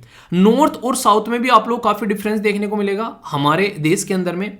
जो नॉर्थ में जो लोग हैं वो ज़्यादा इन चीज़ों को लेकर अवेयर नहीं है एज कम्पेयर टू साउथ में, यानी कि सबसे ज़्यादा ऑर्गन डोनेशन हमारे देश में अगर पूछूं मैं आप लोगों से कौन कौन से राज्य करते हैं, तो जैसा कि मैंने अभी यहाँ पर आप लोगों को बताया, टोटल मिलाकर ये कुछ राज्य हैं गिने चुने। टॉप 5 राज्य में कौन आएगा, तेलंगाना, तमिलनाडु, महाराष्ट्र, गुजरात और कर्नाटका। ठीक है, तो ये आप लोगों को देखने को मिलेंगे, ये सबसे ज्यादा ऑर्गन डोनेट कर रहे हैं हमारे देश में। लगभग 85% ऑर्गन डोनेशन जो है वो ओनली 5 राज्य से आता है, और बचे हुए 23 जो राज्य हो गए वहां पर ऑर्गन डोनेशन के बारे में ज्यादा अवेयरनेस नहीं है। इक्का दुक्का कोई ऑर्गन डोनेट करता हुआ आप लोगों को नजर आएगा, तो इसीलिए इसके बारे में अवेयरनेस फैलाने की बात यहां पर की जाती है कि ज्यादा से ज्यादा लोगों को इसके बारे में अवेयर कराना चाहिए। ये एक ग्राफ भी है जिसके थ्रू समझाने की कोशिश की गई 2017 से लेके 2021 तक का पैटर्न। 20 में मैंने बोला कि चीजें डिप हो गई थी तो वो यहाँ पर डिप हुई, और फिर 21 में यहाँ पर चीजें जो हैं वो थोड़ी बढ़नी स्टार्ट हो गई। जो नेक्स्ट स्लाइड मैं आप लोगों से अभी डिस्कस करूंगा उसको देखकर आप लोग हैरान हो जाओगे। मतलब कंडीशन आप लोगों को समझाता हूं कि क्या है जिसके चलते आप लोग की आंखें खुली रहेंगी। अगर बात करें नीड कितनी है और हम लोग प्रोवाइड कितना करा पा रहे हैं, गैप कितना है, अगर आप लोग समझेंगे तो आप लोग हैरान हो जाएंगे। दुनिया में 3rd नंबर पर सबसे ज़्यादा ट्रांसप्लांट जो होते हैं वर्ल्ड में वो हमारे देश में होते हैं। यानी कि हमारे देश में काफ़ी ज़्यादा रिक्वायरमेंट रहती है। अगर मैं ओनली किडनी की बात करूं, किडनी जो हमारी बॉडी का काफ़ी इंपॉर्टेंट पार्ट माना जाता है, हमारे देश में रिक्वायरमेंट है लगभग 1.5 से लेके 2 लाख किडनी की। यानी कि इतने लोगों को किडनी की रिक्वायरमेंट है हर साल।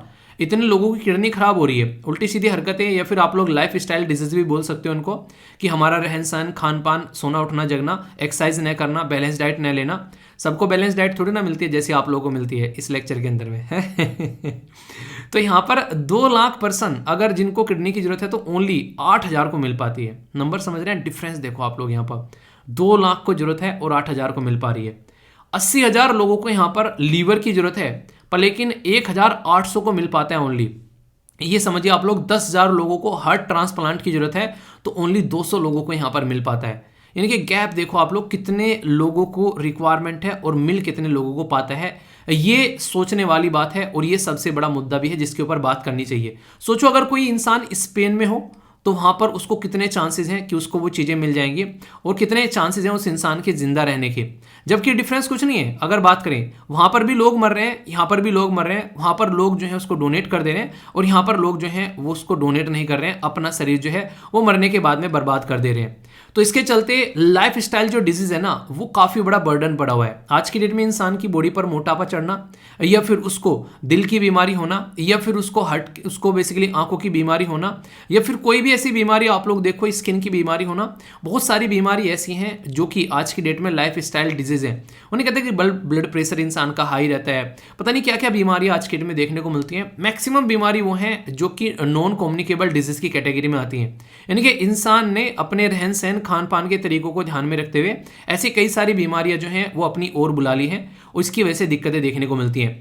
हार्ट और लंग जो है यहाँ पर ये काफ़ी लार्ज स्केल पर आप लोगों को प्रॉब्लम में पड़ते हुए नजर आते हैं इनकी वजह से। अगर बात करें यहाँ पर ब्रेन डेड पर्सन, अगर मान लीजिए कोई पर्सन है जिसका ब्रेन डेड हो चुका है तो यहाँ पर वहाँ से हम लोग रिसोर्सेज निकाल सकते हैं, पर लेकिन अगर डोनेट नहीं किया है तो वो वेस्ट हो जाते हैं। 1.5 लाख लोग ऐसे हैं जो रोड ट्रैफिक एक्सीडेंट में मारे जाते हैं एवरी ईयर, ठीक है, पर लेकिन उनके ऑर्गन जो है वो आज की डेट में देखें तो वहां पर उसको डोनेट नहीं किया जाता है। अगर उनके ऑर्गन डोनेशन की बात करें तो वो आसानी से उनके ऑर्गन डोनेट किए जा सकते हैं। सोचो, हम लोग बोलते हैं ना कि प्रॉब्लम में से सॉल्यूशन कैसे निकलते हैं, तो ऐसे निकलते हैं। हमको पता है, मैंने कई बार बताया कि रोड एक्सीडेंट हमारे देश में सबसे बड़ा रीजन है जिसकी वजह से लोगों की जान जाती है। मैंने बोला था कि लगभग 4.5 लाख से 5 लाख के करीब रोड एक्सीडेंट होते हैं हमारे देश के अंदर में। सोचो, इसमें से 1.5 लाख के करीब लोग हैं जिनकी प्रॉपर एक डेथ आप लोगों को देखने को मिलती है यहाँ पर। तो उन जो डेथ हो रही है यहाँ पर उसमें से सोचो, यहाँ पर मैंने बोला अभी यहाँ पर कि कितनी किडनी चाहिए। वो इंसान जो मर रहा है उसकी किडनी भी यहाँ पर है, वो इंसान जो मर रहा है उसका लीवर भी है, उसका हार्ट भी है। तो इतने सारे हार्ट, इतनी सारी किडनी, ये हम लोग बर्बाद कर देते हैं। आप लोग सोच रहे हैं कि हमारा शरीर जो है वो कितना अनमोल है। जो इंसान ये बोलता है ना कि मैं बहुत गरीब हूँ, गरीब इंसान बस दिमाग से होता है, वरना जिंदगी में इंसान जो है कमा खाने की एक तरीके से उसके अंदर क्षमता रहे तो कहीं भी कमा खा लेता है। ये इंसान के सोचने के ऊपर डिपेंड होता है। अगर इंसान को इतना शानदार शरीर मिला हुआ है, इतने सारे सोचने समझने के तरीके मिले हुए हैं, अगर थोड़ा सा भी वो अपनी लाइफ को सही तरीके से लेकर चलना चाहे तो हर प्रॉब्लम का सोल्यूशन वो इंसान जो है वो निकाल सकता है। पर इंसान जो है वो कब आप लोग देखोगे कहीं ना कहीं अपनी खुद की कमजोरियों की वजह से, आप लोग खुद देखिए जिंदगी में अगर आप लोग कुछ करने की बात है तो सबसे पहले तो आप लोग यही अपने ऊपर क्वेश्चन मार्क लगा देते हैं कि क्या हम लोग इस काम को कर पाएंगे या नहीं कर पाएंगे। आप लोग ये देखा करो ना कि दुनिया कर रही है उस काम को, कुछ ऐसा तो काम आप लोगों को बोलने दिया कि आज तक किसी ने नहीं किया है, ऐसा कोई काम आप लोगों से करवाया जा रहा है तो समझ में आता है यार। पर लेकिन वही जो काम है दुनिया कर रही है आज के डेट में। आईएएस की बात करें तो हर साल जो है 1000 के करीब जो है इसमें पर्टिकुलर शीट निकलती हैं। आप लोग समझ सकते हैं उसमें से लगभग 150 से 200 आईएएस हर साल सेलेक्ट होते हैं। आपको ओलंपिक में गोल्ड मेडल लाने के लिए तो बोला नहीं जा रहा है कि दुनिया में एक ही होगा वो गोल्ड मेडल इस फील्ड में जो तुम जीत कर लेकर आओगे, तो वो इंसान बोले भी यार टफ टास्क है। तो सोचो, थोड़ा सा अपने आप को उस चीज़ के काबिल समझो, जब और कर रहे हैं तो हम भी कर सकते हैं। ऐसा एक माइंडसेट बना के देखो, चीज़ें तुरंत आसान लगने लगेगी आप लोगों को। इसी के साथ में अगर बात करूं, नेशनल ऑर्गन एंड टिश्यू, ये ट्रांसप्लांट ऑर्गेनाइजेशन है हमारे देश के अंदर में, जो कि इस पर्टिकुलर एरिया में काम करती है, और इसको NOTTO, ठीक है, तो नोटो के नाम से आप लोग जानते हैं, यानी कि ये नोट छापने का भी काम करती है, ऐसा आप लोग बोल सकते हैं। देखिए आप लोगों को आप पता है, जैसे मैंने कई बार बोला है, हर सिक्के के दो पहलू होते हैं। आज की डेट में कई जगह आप लोगों ने देखा होगा, अभी एक केस सामने निकल कर आया, एक लड़की के जो बॉडी में से किडनी निकाल ली, उसको ये बोलकर कि तुम्हारे हस्बैंड को जॉब दिलाएंगे, यानी कि लड़की के हस्बैंड को जॉब दिलाई जाएगी, उसको उसके तरीके से उसकी यहाँ पर किडनी निकाल ली, और किडनी निकालने के बाद में इंसान जो है फरार हो गए। अब वो लड़की की किडनी गई, उसकी हालत खराब है, और जॉब वॉब का तो कोई मतलब ही नहीं है। तो ऐसी ऐसी भी यहाँ पर तस्करी देखने को मिलती है। एक वीडियो मैंने टेलीग्राम पर शेयर की थी, वहां पर जिंदा इंसान को काट कर उसके अंदर के बॉडी पार्ट निकाले जा रहे थे। वो इतनी ज्यादा वायरल वीडियो थी जिसकी कुछ हद नहीं है, कई जगह उसको बैन कर दिया, टेलीग्राम ने भी उसको बेसिकली डिलीट करा। तो बहुत सारी चीजें आप लोग यहाँ पर समझ सकते हैं। तो ये ऐसी कंडीशन है कि इनका तस्करी, इनका गलत तरीके से व्यापार भी होता है। तो सोचो व्यापार किस चीज का होगा। आप लोगों ने कभी देखा है, आज की डेट में अगर मैं आप लोगों को बोलूं कि खासकर जैसे कि पानी है, ठीक है, पानी हर जगह बिखरा फिर रहा है, पानी की कोई काला बाजारी कर रहा है, पानी की तस्करी कर रहा है। तस्करी किस चीज की होती है? जो मार्केट में कम अवेलेबल हो उसको गलत तरीके से मार्केट में लाने की कोशिश की जाती है, उनकी तस्करी होती है। आप लोग यहाँ पर ये देख सकते हैं। तो ये कंडीशन निकल कर आती है। तो इसलिए जरूरी है कि चीजों के बारे में लोगों को अवेयर कराएं। और ये ऑर्गेनाइजेशन वो काम करती है जिसका हेडक्वार्टर न्यू दिल्ली में है। ये सेटअप की गई है directorate general of health and जो हेल्थ सर्विस है, ministry of health and family welfare के अंडर में आती है। कौन है हमारे मिनिस्टर, ये बताइए। मैंने बताया भी था आप लोगों को। यहां पर दो डिवीजन है, एक तो है national human organ and tissue removal और स्टोरेज, यानी कि हमारे देश के अंदर में जो ऑर्गन और जो टिश्यू होते हैं उनको रिमूव करना और इनको स्टोर करना, ताकि आगे जिस तक पहुंचाने हैं उस तक पहुंचाए जा सके, पहला। दूसरा देखने को मिलेगा नेशनल, ये है बायो मटेरियल, ठीक है, सेंटर आप लोगों को देखने को मिलेगा। ये एक हेडक्वार्टर मैंने बता दिया जहां पर ये लोकेटेड है। बाकी इसके लोकल ऑफिसेज भी हैं जो कि जरूरी भी हैं यहाँ पर, जो चंडीगढ़, मुंबई, चेन्नई, कोलकाता और गुवाहाटी के अंदर आप लोगों को इसके रीजनल ऑफिस भी देखने को मिलेंगे। ये तो मैंने बात करी सेंट्रल गवर्नमेंट के बेस पर जो काम यहाँ पर चल रहे हैं। स्टेट लेवल पर भी यहाँ पर state organ and tissue transplant organisation आप लोगों को देखने को मिलती है। और स्टेट के अंदर में जब हम लोग बात करते हैं, ये स्टैब्लिश कर चुके हैं लगभग 12 यानी कि 12 स्टेट, यानी कि आज भी आप लोग देखते हैं कि आधे से भी कम स्टेट ऐसे हैं जो कि इस पर्टिकुलर ऑर्गेनाइजेशन को बनाए हुए हैं। तो जब स्टेट इसको बना ही नहीं रहे हैं तो अवेयरनेस कहां से आएगी मेरे दोस्त? अवेयरनेस भी तो तभी आएगी ना जब कोई इसको स्टैब्लिश करेगा। तो हमारे राज्य जो है उनको भी आगे आना पड़ेगा इस पर्टिकुलर मुद्दे पर काम करने के लिए। तो यहां पर इसके रिलेटेड एक डे भी सेलिब्रेट किया जाता है जिसको वर्ल्ड ऑर्गन डोनेशन डे के नाम से जानते हैं। अब इसकी थीम भी मैंने आप लोगों से डिस्कस की थी कि let's please to donate organ and save life, यानी कि चलो प्रतिज्ञा करते हैं कि हम लोग अपने ऑर्गन को डोनेट करेंगे और जो लाइफ है उनको हम लोग सेव करेंगे। ये यहाँ पर डे भी सेलिब्रेट किया था इंटरनेशनल लेवल पर, ताकि इन चीजों को लेकर अवेयरनेस फैलाई जा सके और जिन लोगों को इसकी रिक्वायरमेंट है उन लोगों तक ये बॉडी पार्ट जो है वो पहुंचाए जा सके। तो ऐसी सिचुएशन आप लोग यहां पर समझ सकते हैं। तो काफी इंपॉर्टेंट एरिया है यार। अगर इसके बारे में मैं बात करूं क्वेश्चन, तो आप लोगों से जैसे कि क्वेश्चन पूछ ले अगर कोई, यहां पर सीधा सीधा बात है। यहां पर बोला गया कि discuss measure that are needed to, एक तरीके से persuade people to become the organ donor. तो यानी कि एक तरीके से आप लोग बताइए कि अंग दान के बारे में जब हम लोग बात करते हैं तो कैसे राजी किया जाए, उसके कैसे उपचार है कि लोगों को ऑर्गन डोनेट करने के लिए राजी किया जाए। ये काफी बड़ी बात है। मैंने आप लोगों को समझाया, आप लोगों की समझ में आ गया, आप लोग राजी हो गए। तो इसी तरीके से लोगों को राजी करना काफी बड़ी बात है। तो परसुएड यानी कि राजी करना उनको इस काम के लिए अगर हो गए तो बहुत सारे लोगों का फायदा हो जाएगा। ठीक है, एक क्वेश्चन भी है, देखता हूं कितने अच्छे से आप लोगों ने ये पर्टिकुलर जो है टॉपिक सुना है, इससे पता चलेगा। यहां पर बोला गया ऑर्गन डोनेशन के बारे में कि ऑर्गन डोनेशन रेट जो है वो 0.52 पर मिलियन आप लोगों को देखने को मिलेगा। डोनेशन स्पेन के अंदर में 49.6 पर मिलियन देखने को मिलेगा। इंडिया लेस देन 1/4 स्टेट जो है वो एक तरीके से जो डोनेट मोर देन, वो एक तरीके 3/4 ऑर्गन। तो सही स्टेटमेंट यहां पर क्या है ये आप लोग को बताना है। ठीक है, 1 2 2 3 1 3 या फिर ऑल ऑफ द अबव।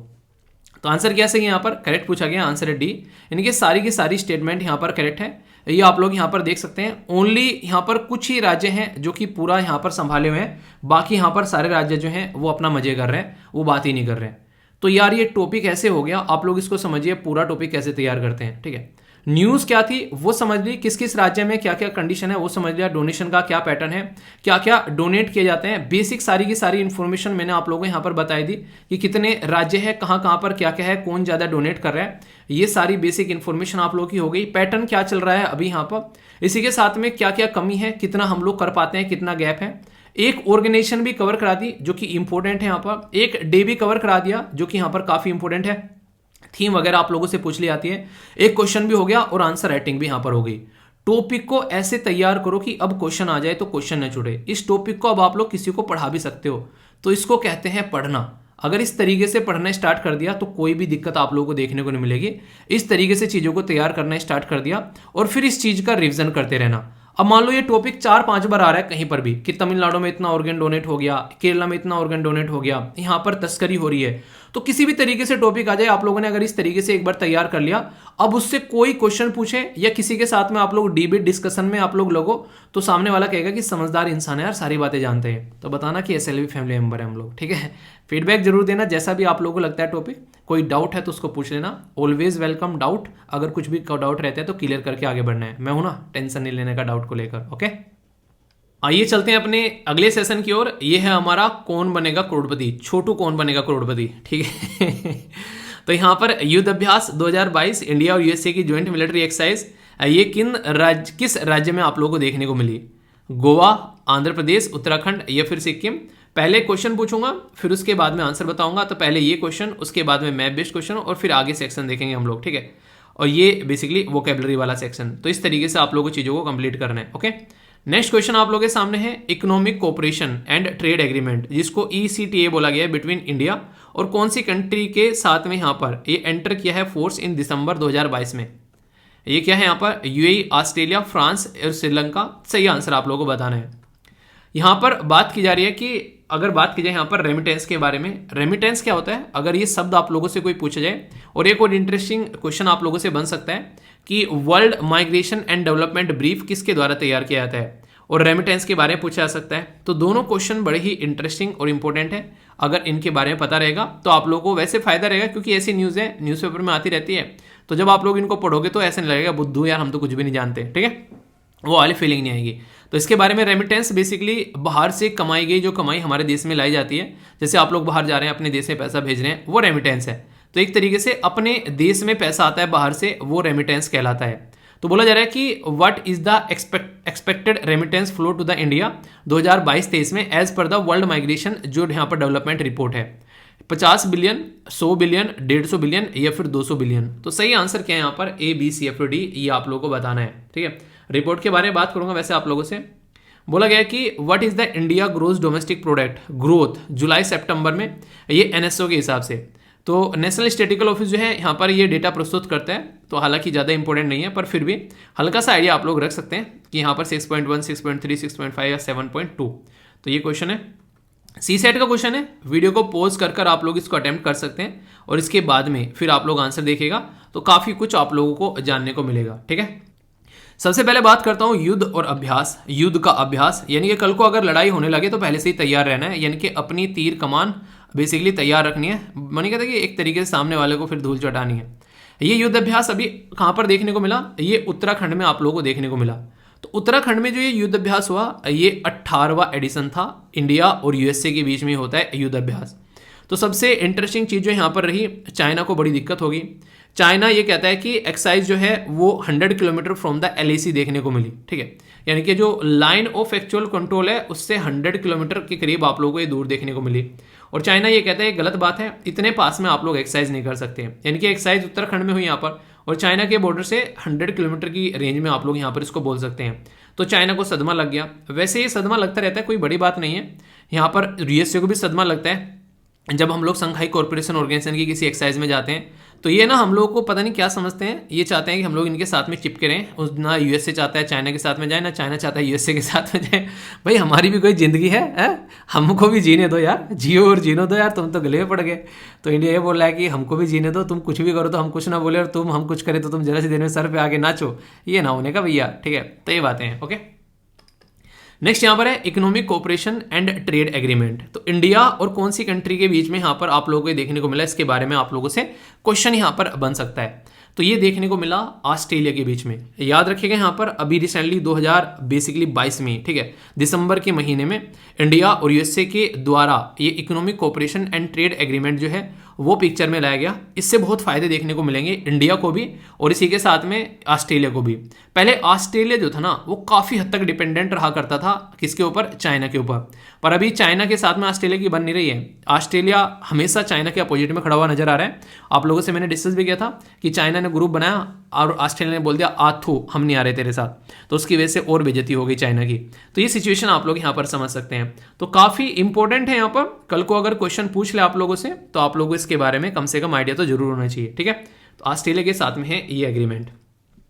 अभी बात करते हैं, पहले तो आप लोगों को रिपोर्ट बताता हूं मैं। ये रिपोर्ट आप लोगों से पूछी जा सकती है कि जो पर्टिकुलर रिपोर्ट है माइग्रेशन एंड डेवलपमेंट ब्रीफ, कि कौन इसको प्रस्तुत करता है, तो वर्ल्ड बैंक इसको प्रस्तुत करता है। लिखा हुआ है world banks migration and development brief. बड़ा ही प्यारा सा क्वेश्चन बनता है यहाँ पर ये। इसी के साथ में यहाँ पर जो रेमिटेंस हमारे देश में भी देखने को मिल रहा है वो बोला जा रहा है कि लगभग 12% जो है अभी आप लोगों को यहाँ पर राइज में देखने को मिलेगा, 100 बिलियन दिस ईयर, ठीक है। तो ये काफ़ी इंपॉर्टेंट है। तो इंडिया को काफ़ी अच्छा खासा रेमिटेंस यहाँ पर मिलने वाला है। रेमिटेंस जो होता है कहीं ना कहीं बाहर से जो हमारे देश को मिलेगा वो आप लोग बोल सकते हैं। तो देखते हैं कितने अच्छे से यहाँ पर ये रेमिटेंस आता है। तो ये इसका आंसर बी हो गया, ठीक है, कंफ्यूजन नहीं होना चाहिए। नेक्स्ट यहाँ पर इसका आंसर आप लोगों को देखने को मिलेगा 6.3।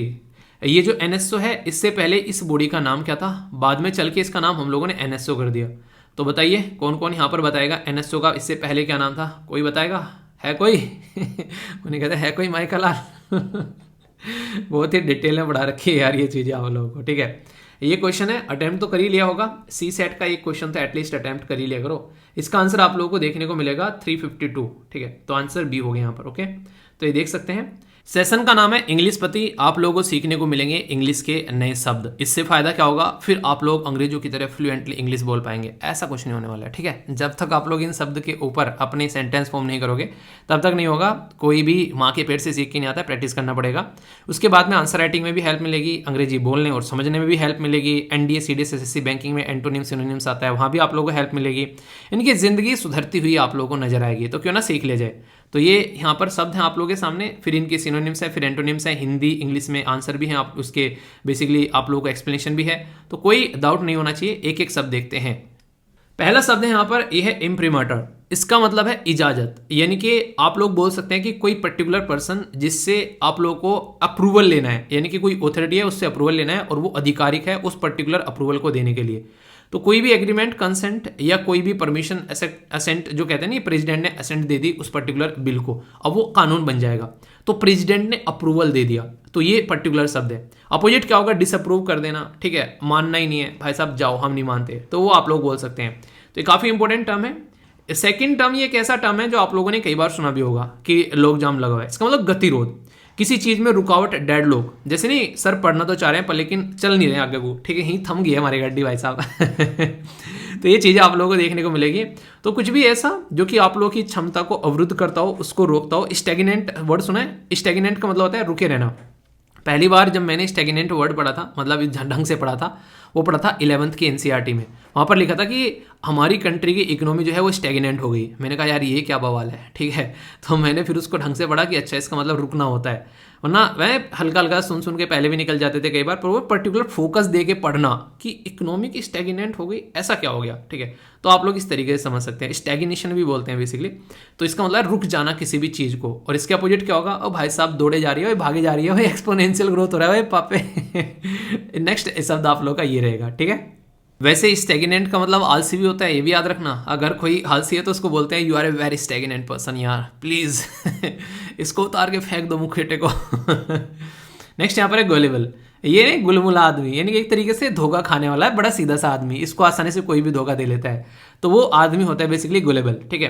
तो इंसान को इतना भी सीधा नहीं होना चाहिए कोई भी उसका काट के चला जाए, यानी कि बेवकूफ़ बना के चला जाए। तो एक तरीके से इंसान को थोड़ा सा तो बुद्धिमान होना चाहिए कि सामने वाला तुम्हारे साथ में कैसे ट्रीटमेंट कर रहा है। तो आप लोगों को ये सारी चीज़ें आनी चाहिए ज़िंदगी में, वरना लोग बेवकूफ़ बनाते रहेंगे, ठीक है। इंटरेस्टिंग चीज़ बताऊँ तो आप लोगों को यहाँ पर, ये बड़ी ही इंटरेस्टिंग है, ये फैक्ट है। अगर इसको देखोगे, हर एक इंसान चाहता है कि उसके सामने जो इंसान है वो बिल्कुल भोला रहे, और वो इंसान खुद चाहता है कि उसको सारी चीज़ें समझ में आ जाए। यानी कि सामने वाले को ऐसा हस्बैंड चाहिए, ऐसी गर्लफ्रेंड चाहिए, ऐसा दोस्त चाहिए जो सीधा सा हो यार, बिल्कुल वो कुछ भी मतलब उसके खिलाफ जो है कुछ भी वो ना करे, मतलब एक तरीके से ना कुछ भी ऐसी चीज़ें ना करे जिससे कि उसको दिक्कतें देखने को मिले, और खुद कुछ भी करता रहे। तो ये वाली चीज़ें आप लोग यहाँ पर देख सकते हैं। नेक्स्ट यहाँ पर बात की जा रही है एलेक्रिटी, तत्परता। किसी चीज़ के लिए बिल्कुल ना अभी आग लगा देंगे भाई साहब, बस बताओ तो सर कहाँ कहाँ सेंटेंस बनाने, अभी बना बना के फेंक देंगे, वो वाली बात। इंथुजियाज्म है भाई साहब, बिल्कुल ठीक है। जब पहली बार मैंने इंथुजियाज्म वर्ड पढ़ा था तो यहाँ पर देखो काफ़ी इंटरेस्टिंग, IAS, ठीक है ये मुझे दिखाई दिया था तो इंथुजियाज्म यानी कि एक तरीके से बिल्कुल साहस के साथ में कर रहे हैं, ईगरनेस है करने की, विलिंगनेस है भाई साहब, रेडी है, बस बोल दो एक बार। इसके अपोजिट भाई साहब पड़े हुए हैं, करने के लिए हेजिटेट हो रहे हैं, नहीं करेंगे भाई साहब, वो मेरे से नहीं होने का यार, वो वाली भावनाएं रहती है। ये आप लोग देख सकते हैं यहाँ पर।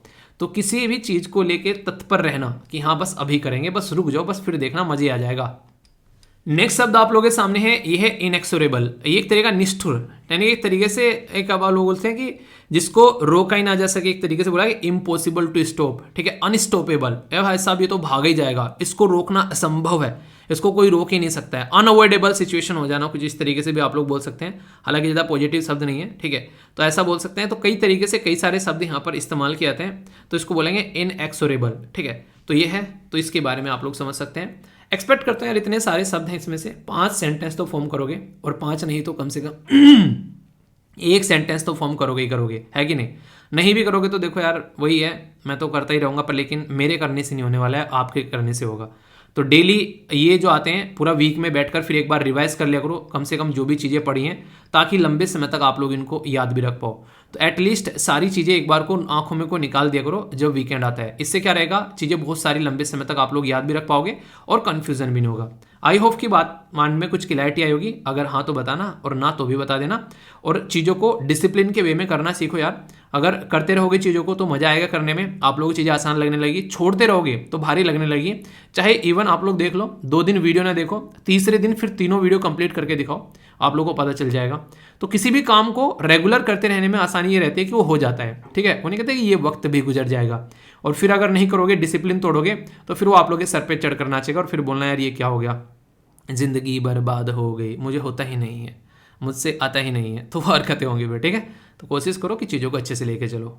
ज़िंदगी में जो भी आप लोग अचीव करना चाहते हैं ना, वो अचीव कर सकते हैं। मैं ये नहीं कहता कि जिस दिन सोचोगे उसी दिन अचीव कर लोगे, पर लेकिन अगर पाथ पर डटे रहोगे ना, जो आप लोगों को किसी पर्टिकुलर चीज़ को एक हासिल करने के लिए जो मिनिमम रिक्वायरमेंट अगर वो कंप्लीट कर लोगे ना, तो ज़िंदगी में यार अपने टारगेट को बड़ी आसानी से आप लोग अचीव कर लोगे। पर लेकिन मैक्सिमम लोग जो हैं वो हार मान जाते हैं। उनको जितना अचीव करना चाहिए, उस जितना मेहनत करना चाहिए उस टारगेट को अचीव करने के लिए, उतनी मेहनत करते ही नहीं है लोग, उससे डरते हैं काफ़ी लार्ज स्केल पर, ठीक है। और कहीं ना कहीं ये उनका कंफर्ट जोन है जो उनको बाहर नहीं निकलने देता है, ठीक है। आज तो बस इतना ही काफ़ी है, ठीक है। उनको बोल दो कहीं घूमने जाना है, किससे मिलने जाना है, ठीक है, मूवी देखने जाना है, उसमें नहीं बोलते कि आज ठीक है आधी मूवी देख ले, रहने देते हैं। ऐसा कभी नहीं हो सकता है, ठीक है। पर लेकिन ये सारी चीज़ें पढ़ाई के टाइम पर जरूर याद आती हैं। तो आप लोगों को डिसाइड करना है कि यार आप लोगों की ज़िंदगी कैसी होनी चाहिए, कोई और डिसाइड न करे, क्योंकि अगर अभी आप लोग डिसाइड नहीं करोगे तो फिर ज़िंदगी जो है वो किसी और के हिसाब से चलेगी।